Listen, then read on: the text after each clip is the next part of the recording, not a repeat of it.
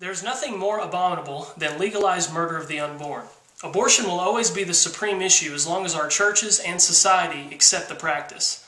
The Bible could not be more clear that the killing of innocent life is evil. God consistently enacts judicial penalties against murderers from Genesis to Revelation. The sixth commandment, "Thou shalt not kill," is based upon the principle that humans are made in the image of God. Each person of the Trinity lives to serve and glorify one another. Since they are innocent of all evil, no one has the authority to bring a death sentence against them. When one dies, it is only by voluntary sacrifice, as Christ displayed at his crucifixion. Similarly, God has granted humanity the gift of life. Because we are his images, no one has the authority to take innocent life away from us. When that life has been taken away, a crime has been committed. Ron Paul is an OB/GYN by profession who believes that life begins at conception. As much as Paul talks about protecting liberty, he affirms that protecting life is foundational. If you don't protect life, you can't protect liberty. The two are inseparable.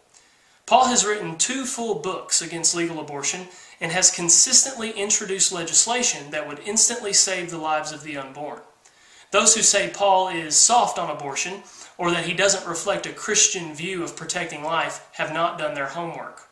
Compared to the other presidential candidates, Paul is in fact the only true anti-abortion candidate. In the last 6 years alone, Paul has introduced the Sanctity of Life Act to Congress 5 times, though he has never received more than 5 co-sponsors. This bill would define the unborn as persons with full protection under the law, immediately repealing Roe v. Wade and making abortion a states' rights issue. This is the quickest, most practical way to outlaw abortion. It's important to understand what Paul means when he says abortion is a states' rights issue. It does not mean that he is pro-choice for states, as some critics often claim.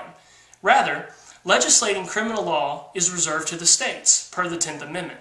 Crime in general has always been handled at the state level, including laws against murder, which obviously includes abortion.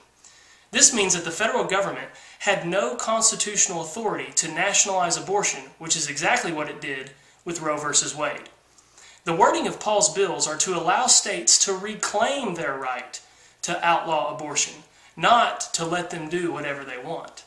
If you need further proof, in his recent book, Liberty Defined, Paul clarifies that if a state legalized abortion, they could be prosecuted for not upholding a Republican form of government, which is required by the Constitution. This hardly describes someone who is pro-choice for states. Republicans could have passed the Sanctity of Life Act when they controlled both houses under President Bush, but it was virtually ignored.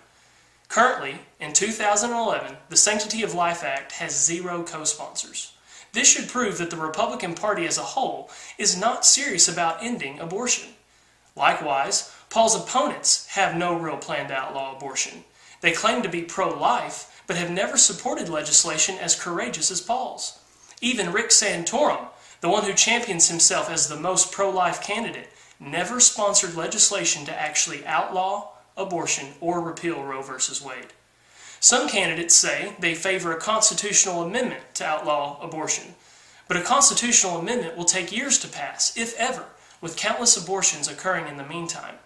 Some say they will appoint conservative justices to the Supreme Court, but conservative justices were the ones who passed Roe v. Wade.